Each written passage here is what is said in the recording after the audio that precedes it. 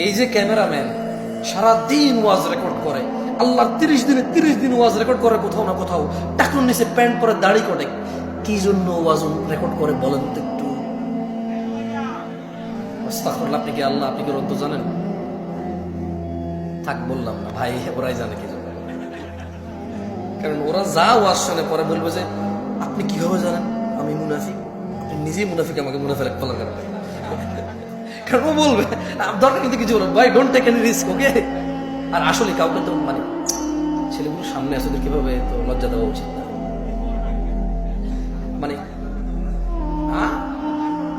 তোমার কি উচিত হয়েছে এখন আমার সাথে কানেক্ট হওয়া? বলো, আমি তো মাহফিল করতেছি ওদের সাথে, তোমার সাথে আমি মেন্টালি কানেক্ট হলে আমার বিষয়ের কি হবে? বলো, তোমার তো উচিত হয় না ভাইয়ের সাথে এখন কানেক্ট হওয়া মেন্টালি। তুমি মাহফিল শেষে বলো কোনো অসুবিধা থাকলে, এটা ঠিক না, বক্তব্য বিগড়ে যায়।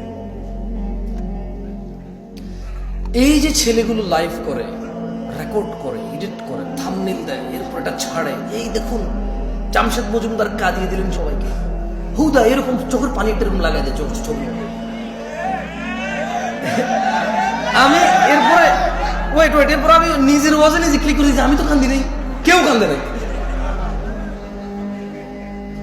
এরপরে লিখলো যে এরকম বক্তব্য জীবনও শোনেন নাই। আমি ক্লিক করলাম, আমি কইটা তো আমি কইছি, ঠিক আছে, আমি জীবনে বহুতবার শুনছি এই বিষয়ে আলোচনা, কে কইছি শুনিনি এরকম বক্তব্য।